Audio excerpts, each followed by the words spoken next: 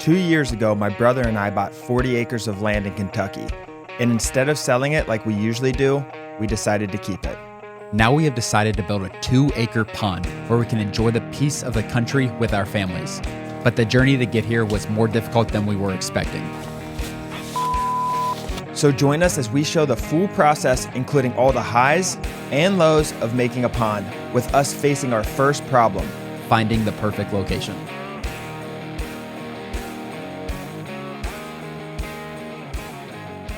The first steps to building a pond was finding a contractor that could evaluate our land and figure out the next steps in the process. Should be easy, right? Been forwarded to an automated. How do you clean it? Fish? The mailbox is full and cannot.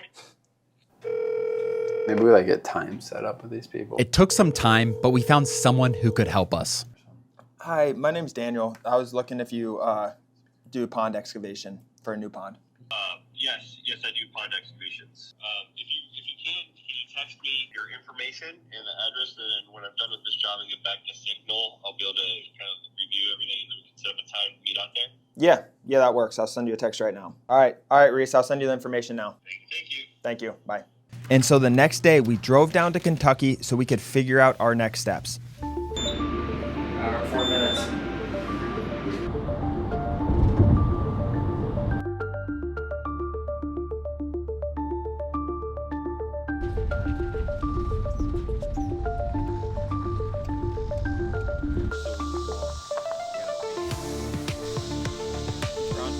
When we got there, we met with our contractor to start scouting out the land. The first thing we noticed with our land was how overgrown it was. We started out on foot, but quickly realized we needed more. So we decided to get help from the truck. I think we'll be able to see that corner of the creek down there. Deer hunting, but it'll help my overall. You can do some four-wheel, get some animals. After you killed it. I think steps are, get this area down here clear. Don't worry about the top clearing. Just get this whole section down here brushed. Yeah. Then we can make a decision on the pond. Yeah. How long would a field take like this to clear this whole field out? Probably 2 days. Yeah. And the top field or just this one? Probably everything, because it's just mowing. Oh, 2 days for everything. Yeah. Like without any trees, just the brush and stuff, yeah. Yeah, just mowing it all. We went back the next day to start tearing down the overgrown brush.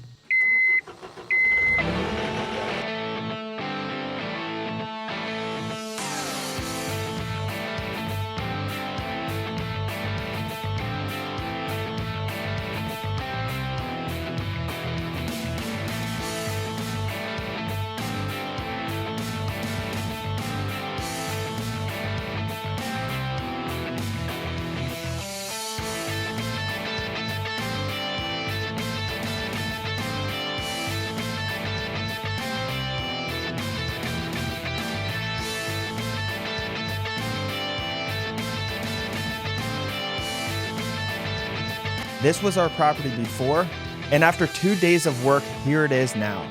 I can't tell you guys how crazy it is to see the transformation of the land in such a short period of time. With our land cleared, we walked around with our contractor to find the perfect spot to put the pond. This is where he wants to put it. Really, the valley is going to be the best area to kind of put it. Especially if you, to the right? Yeah. I'm thinking probably on this side. Could be a good area. But Going into the hill almost?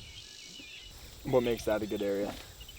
I'm just thinking of what naturally is going to be bringing the most water to it on your rains to keep it full.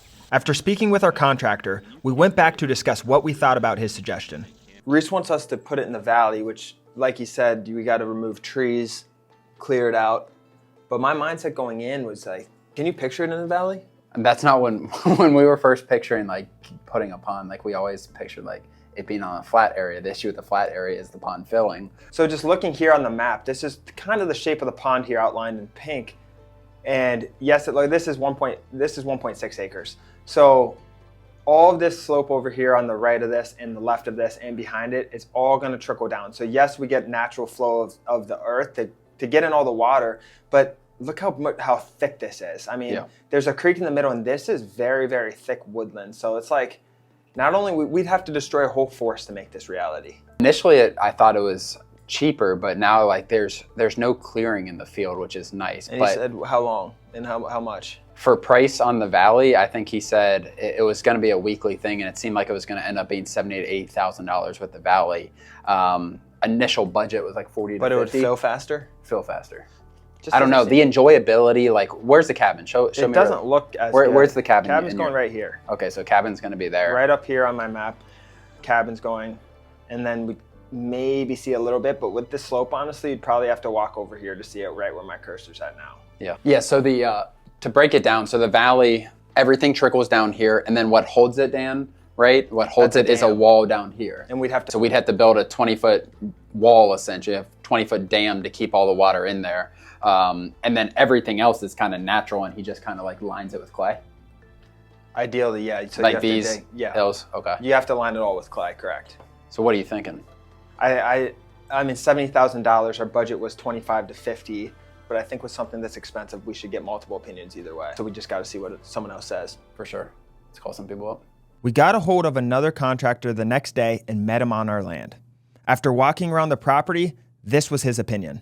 And the reason you wanted to go, I guess you said both options were available from the Valley versus on top, but you thought it was better for on top just for the views and the ease to get to it. Also, you said something about it's a lower price to do it because you won't need to clear out and dig up all the roots. Yeah, you got this nice spot here with a good view. You're planning on putting a cabin. You want it somewhere close that you can put the cabin to. Ease of access to get to it. And the other thing with that valley is it's still got trees, it's still got rocks, it's still got roots, it's still got stumps. All that's got to come out, and then we have to put good clay in there. Right. And you're gonna have to pull that good clay from somewhere else. So now you're trucking clay in. The process is way longer. The money's you're just sitting there spending more money when you got a nice good spot. If we don't want a normal circle pond, that doesn't look that good. No, you want something that looks good. Yeah, you want a nice pond. natural. Yeah, exactly. Exactly. After getting opinions from both contractors, it was now time to weigh our options and see if we could come to a conclusion. So I met with Ryo down there today, and he was pushing for it on top of the hill. And he said because it's cleared and you don't need to deal with roots was the main thing. You're just starting from scratch instead of digging up roots and cutting down trees and brush and all the forestry down in the woods. He said it was easier because we have a cleared field up top. Mm-hmm. And the thing we're concerned about is it filling with water. He said it would take over 12 months, he thinks, to fill. As you can see here on the map, like up where the street is, this is flat up here. And anything past this starts to slope down. So we'll get, 300-400 feet of runoff from all directions coming from the top here. So he thinks it'll fill, just take a little longer? He said he couldn't imagine it not filling. Yeah.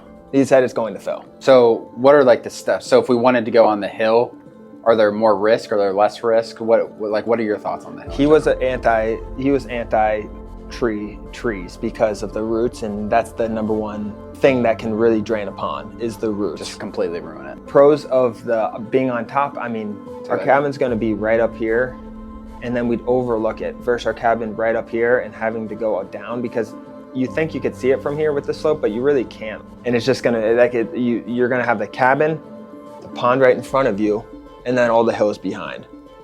And he's gonna come back and dig to make sure the soil and there's no rocks in the ground and things like that. He feels confident though, we could put it right there. After much debate between us, we have decided to put our pond on the top of the hill.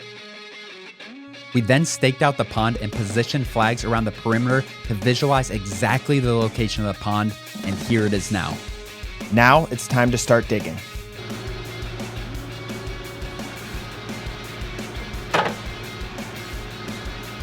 Thank you all for watching. We literally just broke ground on building this pond, so make sure to like and subscribe our channel to follow us to part 2 of building a pond.